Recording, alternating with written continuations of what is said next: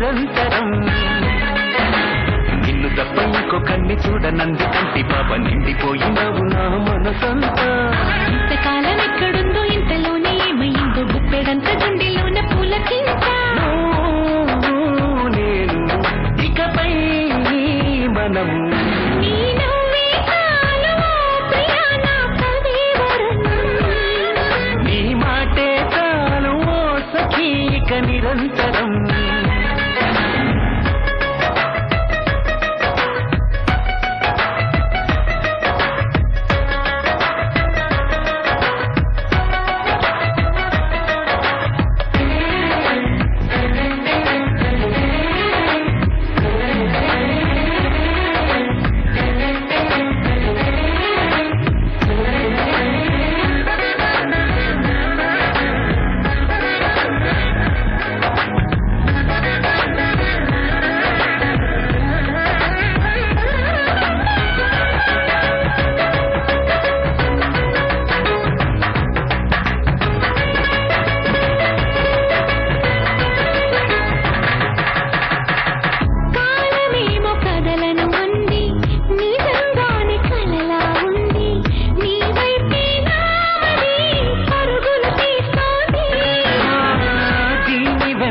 ఏదో ఉంది అర్థమయ్యి కానట్టుంది ఆరాధియాలనే అడుగులు వేస్తోంది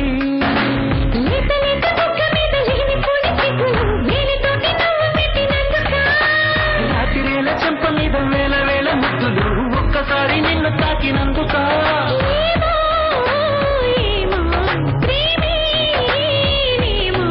నీ నవ్వే చాలు ఓ చలి నా కదేవరం నీ మాటే చాలు ఓ సఖీ ఇక నిరంతరం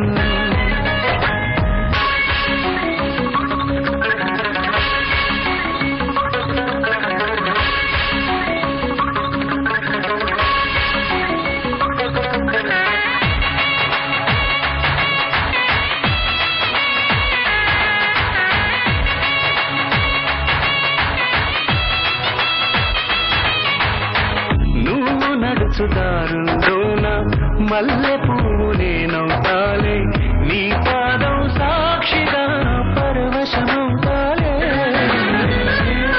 పోయి చెమటే పడితే చల్లగాలి నేనవుతాలే కలకాలం హాయిగా కబురులు చెబుతాలే పచ్చబొట్టులాగా నిన్ను అంటి పెట్టుకుంటనా ఇప్పమంటే ప్రాణమైన ఇవ్వనా పట్టు చీరలాగా నిన్ను చుట్టుకోక ఉండునా గుండెలోన తోట నీకు ఇవ్వనా నీతో ఉంటే యుగనే క్షణం నీ నవ్వే చాలు ఓ చలి నా కదేవరం నీ మాటే చాలు ఓ సఖీ ఇక నిరంతరం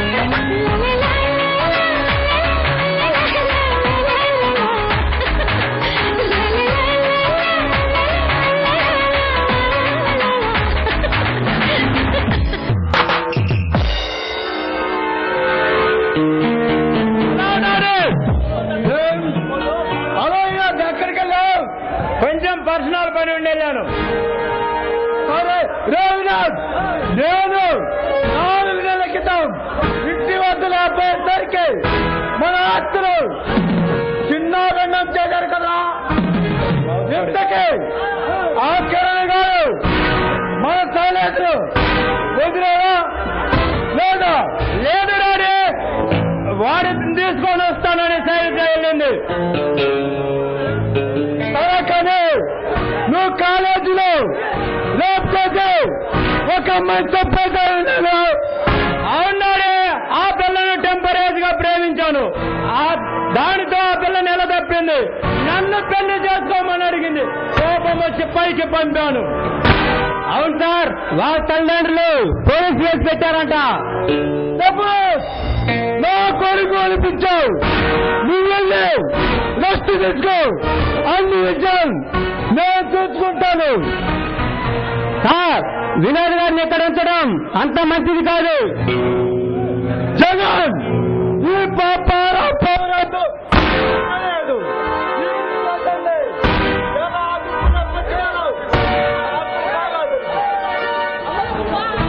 ప్రజల్ని ఎలా అదుపులో పెట్టుకోవడం నాకు బాగా తెలుసు.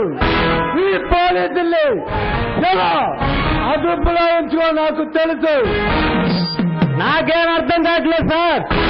అందరికీ అర్థమైతే అది రాజకీయం ఎందుకంటాయా? పిచ్చివాడ ప్రజలని పోలీసు కుక్కలాంటివి, వాటిని మనం కట్టేది లోపల పెట్టుకోవాలి. కానీ అశోక్ అలాంటి వాడు కాదు. ఎలాంటి వాడైనా మన దానిలోకి వస్తాడు.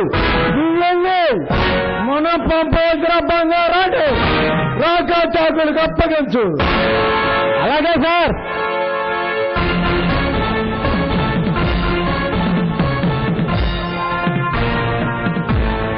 నమస్కారం అండి. అశోక్ కుమార్ గారు కూర్చోండి. ఏమి తీసుకుంటారు? పాలా, కూల్ డ్రింక్ లేక చల్లని మజ్జిగ? ప్రస్తుతానికి మీ అబ్బాయి ఈ రోజు తీసుకుంటారు, ఇస్తారా? ఏమిటి నువ్వు మాట్లాడాలి? మీ వినోదుని పంపించేశారు. మా వాడిని తాగుతారా? అవును, మీ అబ్బాయి శరీరం నుండి రక్తాన్ని పిండి తాగుతాను. ఈ వినోద్ ధన అహంకారం అనే పొగరని పడిగ నుండి ఈ విషయాన్ని తీసి ఈ వాడి తలపిండి అహంకారాన్ని అమృతంగా తాగుతాను. చూడొచ్చు, నా కొడుకు చిన్నవాడే కాదు, నేస్తాడు మోకాళ్ళ దాకా పెంచిన పరామణగాడు. మీ వారి మీసాలు దిగి నీ అధికారంలో ఉన్న అతి తెలివిని అంతం చేస్తాను. చూడొచ్చు, ఈ రోజు ప్రతి రాజకీయ నాయకుడికి తెలివి అధికారంలో ఉంటుంది. ఎందుకో తెలుసా?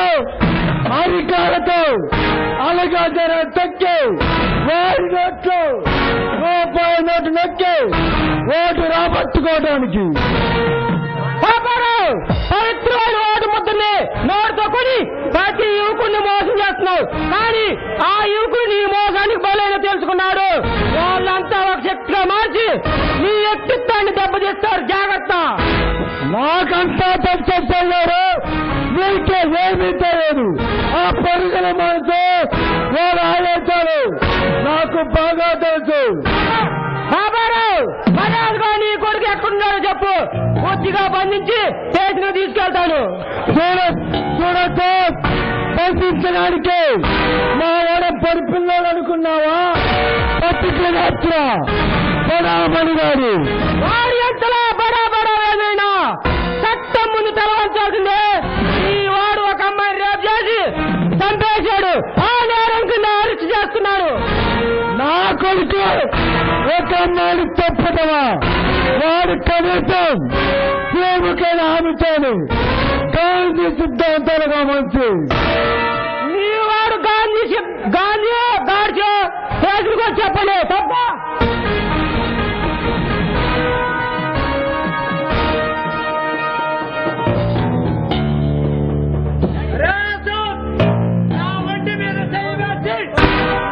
నా చేతికి బేడీలు వేస్తావా?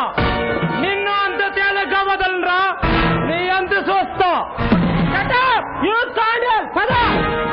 మిస్టర్ అశోక్ కుమార్, నా కొడుకు చేసుకెళ్తానని నువ్వు గర్వపడకు.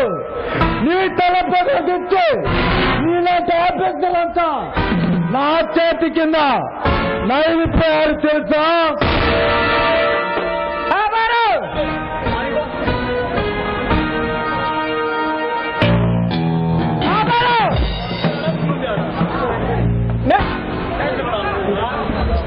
మిస్టర్ అశోక్, నా కొడుకు మిస్టర్ అశోక్ కుమార్. అలాగే అశోక్ కుమార్, మా వాడి కొట్టే అధికారం నీకు లేదు. ఈడ్చుకుని తీసుకెళ్తాడు. ఆ పౌరి లాఠీకి నా డ్రెస్ కి ఉంది. ఇది తొలి దెబ్బ. నీ వ్యాపారాన్ని, నీ రాజకీయ ఆకృతిని బయటికి లాగి ముచ్చి వాడి కన్నా ఏం చేస్తా. ఈనాటి చీడ పురుగుని అంతం చేసి ఆ దేశ భవిష్యత్తుని ఈ కాకి బట్టలు గౌరవాన్ని కాపాడుతా. వస్తా.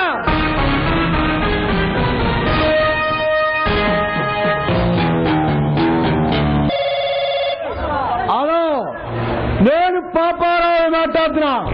అత్తయ్య గారు నా కొడుకు రచ్చ చేసుకెళ్తున్నాడు. ఎక్కడున్నా చేసుకురా.